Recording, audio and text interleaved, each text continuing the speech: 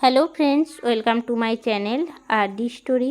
আমার আজকের রেসিপি মানকচু বাটা। গরম ভাতের সঙ্গে অনেকেই কিন্তু আমরা এরকম মানকচু বাটা খেতে খুবই ভালোবাসি। খুব সহজেই একদম কম উপকরণ দিয়ে তৈরি করে নেওয়া যায়।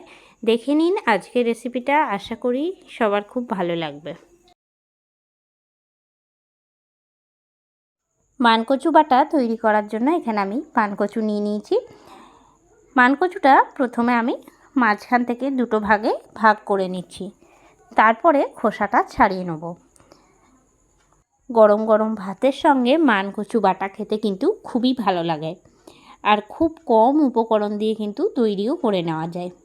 দুটো ভাগে ভাগ করে নেওয়ার পরে আমি খোসাটা ছাড়িয়ে নিচ্ছি। খোসাটা ছাড়াবার পরে একদম ছোট্ট ছোট্ট টুকরো করে কেটে নিচ্ছি, যাতে বাঁটতে না অসুবিধা হয়। আপনারা চাইলে এটা কিন্তু যে কোনো গ্রেটার দিয়ে ঘষেও নিতে পারেন।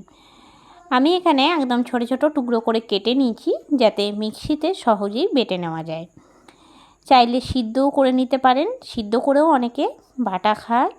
তো সিদ্ধ যদি কেউ না করে থাকেন তাহলে এই রকমভাবে মিক্সিতে বেটে নিয়ে করতে পারেন। আজকে কিন্তু আমি একদম মিক্সিতে বেটেই করব।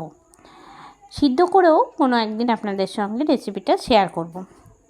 একবারেই বাটছি না, কিছুটা করে বেটে নিচ্ছি। প্রথমে এখানে 2 চামচ সর্ষে দিয়ে দিলাম, কালো সর্ষে দিলাম, আর দিয়ে দিলাম কোরানো নারকেল 1 কাপের মতন।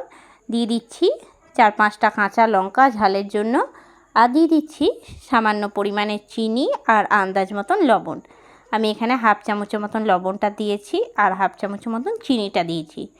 মিক্সির ঢাকনাটা বন্ধ করে একদম মিহি করে বেটে নিয়েছি। বাটার সময় কিন্তু খুব বেশি আমি জল দিইনি, একটুখানি শুকনো শুকনো করে বেটে নিয়েছি। ওপর থেকে দিয়ে দিলাম একটা কাঁচা লঙ্কা, আর দিয়ে দিচ্ছি সর্ষের তেল। তৈরি হয়ে গেল একদম কম সময়ে মানকচু বাটা। কেমন লাগলো আজকের এই রেসিপিটা অবশ্যই আমাকে কমেন্ট করে জানাবেন। আজকের রেসিপিটা আপনাদের ভালো লেগে থাকলে লাইক করবেন, শেয়ার করবেন। এই চ্যানেলের নতুন বন্ধু হয়ে থাকলে চ্যানেলটা সাবস্ক্রাইব করার অনুরোধ রইল। পাশে থাকা বেল আইকনটা প্রেস করে রাখবেন সবার আগে নোটিফিকেশন পাওয়ার জন্য। আবারও নতুন কোনো রেসিপি নিয়ে হাজির হব। সঙ্গে থাকুন আর দেখতে থাকুন। সবাই ভালো থাকবেন, সুস্থ থাকবেন। ধন্যবাদ।